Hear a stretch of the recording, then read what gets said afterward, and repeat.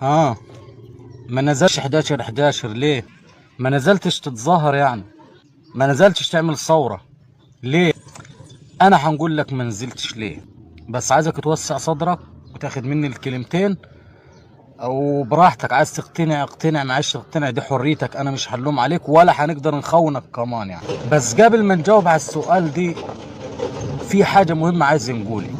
بصوا يا جماعة، الاسعار مولعة والعيشة بقت مرار طافح وحاجة بقت يعني لا تطاق. تمام. واللي يقول غيرك دي يبقى منافق، يبقى هينافق نفسه وهينافق الناس وكل حاجه، ده كله متفقين عليه. وعلى فكره حتى الدوله نفسها متفقه على الكلام ده، هم هيقولوا الكلام ده. تمام. طيب انا عايز نقول الكلمتين دول هتاخدوهم من واحد انسان بسيط عايش من فلاحة الارض وعايش رزق يوم بيوم، يعني لا موظف ولا معاي وظيفي ولا اي حاجه الا فضل الله، وعايشين ببركه ربنا سبحانه وتعالى. واحد يعول اسره من 8 افراد، 8 افراد معلقين في رقبته. فخد مني الكلمتين دول، خد مني الكلمتين دول واعجلهم. تمام. انا هنقول لك ما نزلتش ليه. الحاجه الاولى، نمره واحد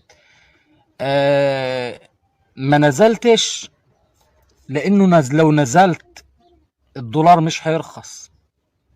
لو نزلت واتظاهرت وعملت ثورة الأسعار مش هترخص، ولا البنزين هيرخص، ولا أي حاجة هترخص. بالعكس، ده هتسوء الحالة أكتر من كده. يعني بدل ما كنت تمشي تعرج هتبرك خالص في الأرض. دي نمرة واحد. تمام. نمرة اتنين يا جماعة، هو اللي يعني أنا كواحد مواطن من شعب مصر، المفروض انا من المطحونين واللي طالع عين ابوهم مثلا يعني، وانا المستهدف. انا المستهدف، وانا من يعتبر انا وامثالي من عامة الشعب هم اللي يعتبر المدعوين للتظاهر وعمل ثورة والتظاهر ضد النظام. تمام. طب ماشي، انا يا اخي يعني انا دلوقتي انا عايز نسال اللي هو بيدعوني للتظاهر، يعني بيقول لي انزل اتظاهر ضد النظام عشان يشيلوا النظام دي، ان مشوه خالص عشان البلد تتعدل. طب انا هنسالك شويه اسئله، يعني انا من حقي كمان كمواطن معلقين في رقبته 8 بني ادمين، معلقين في رقبته وبيت اسره عشان نهدمها. هل يعني عشان نشوف المقابل ديتي، انا يعني نشوف المقابل ديتي يستاهل ولا ما يستاهلش؟ فانا من حقي نسالك يعني. حفزني يعني شجعني. احنا نزلنا وتظاهرنا وشلنا النظام ده واتكل على الله النظام دي. طب ايه برنامجك انت يعني اللي هيخليني مثلا ايه اللي هيخلي البلد تتعدل والاسعار ترخص؟ يعني نزلني واتظاهرنا ونجحت الثورة يا سيدي، ولو فرضنا جدلا يعني نجحت الثورة والنظام ده مشى وكل واحد راح لحاله. طب انت ايه برنامجك؟ يعني ايه برنامجك او افكارك او حلولك؟ عندك افكار تحل لنا المشاكل اللي احنا فيها؟ يعني عندك مثلا برنامج او فكري تخلي الدولار مثلا يرخص والاسعار ترخص والعيشه تبقى حلوه والعيشه تبقى فل؟ اكيد ما عندكش. انا دلوقتي هنقول لك انا انسان بسيط وهنسال الاسئله دي لنفسي. يعني انا هنقول مثلا، يعني لو تبعت الناس اللي هتدعيني دول هيقولوا اتظاهر وانزل اتظاهر واعمل ثوره واعمل هنا، وتبعتهم ونزلت، طب ايه المقابل؟ يعني الدنيا هتبقى كويسه؟ طب ما انا السؤال ده انا هنساله لنفسي يعني انا انسان بسيط، ما انا مش هنتبعك وخلاص، لان انا متعلق في رقبتي بيت واسره. يعني انا يعني انا هنتكلم عن نفسي، قيس عليا ناس كتير زي يعني، ده انا هنضرب المثال على نفسي. انا لازم نسالك، انت عندك افكار؟ عندك حلول اصلا تطلعنا من احنا في ازمات، ايوه، ومشكله كبيره ومشكله عويصه ومرار طافح. طب انت عندك حلول؟ ما عندكش حلول. ولا انت عايزني ننزل وخلاص؟ يعني عايز ترميني في الشارع وخلاص؟ ما يا جماعه يعني لازم نتكلم بالعقل. اصلا انا دلوقتي ما انا لازم نسال الاسئله دي، واي واحد عنده عقل هيسال الاسئله دي. اي حد عنده عقل هيسال يسال. انا هنعمل ثوره، هنتظاهر ضد النظام، ماليش دعوه النظام وحش او كويس، ماليش دعوه، احنا هنتكلم على الوضع اللي احنا فيه. انا نازل دولك نعمل مظاهره ضد النظام.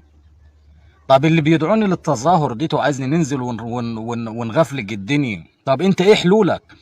يعني انت هل بعد ما نعمله ده كله في عندك حل هتقدمه؟ اقسم بالله العظيم ما عندك حل. انت ممكن يعني ممكن يا جماعه انتوا تاخدوا كلامي ممكن ما حدش، ممكن في ناس تتقبل وفي ناس ما تتقبلوش، لكن انا كمواطن عادي بسيط بقول انا مواطن بسيط عايش رزق يوم بيوم. وفي ناس بتقول لي انزل اتظاهر عشان الدنيا تبقى حلوه وعشان الكلام والدنيا تبقى وردي وتبقى تمام وحلوه. طب اديني دليل يا اخي، ما اصله ما هي حاجه بالعقل. وبعدين انت في حاجة مهمة يا جماعة، الدنيا غالية والأسعار نار وكل حاجة، بس عارفين يا جماعة الكارثة الأكبر إنك أنت ما تلاقيش الحاجة. عارف لو الحاجة غالية ولاقيه أحسن من ما تلقاهاش أصلا. ممكن حد يشوف الكلام ده ويقول لي انت طبال، انت زمار، الكلام ده كله ملوش عازي وهنخونوا بعضينا. وانا عارف انه كل الناس قلبها على البلد وكل الناس قلبها على عايزه تعيش عيشه زينه.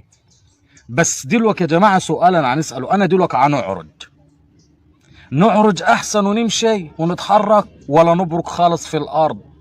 ما خلينا بالعقل يا جماعه.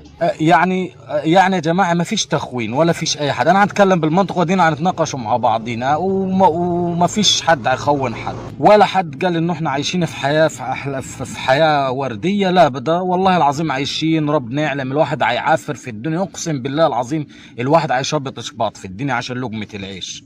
لكن كمان في زي ما هنقول تعرج احسن وتمشي ولا تبرك خالص وتقعد في الارض.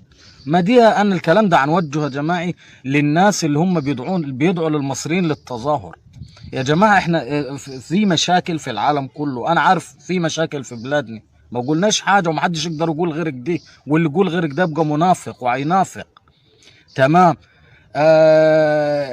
لكن زي ما هنقول لازم نسأله الأسئلة دي. الواحد أنا هنسأل نفس السؤال دي أنا كواحد مواطن من المصريين اللي هم مطحونين وطالع عينهم ومدعوين للتظاهر ضد النظام. أنا هنسأل الأسئلة دي، عايز حد يجاوبنا عليه.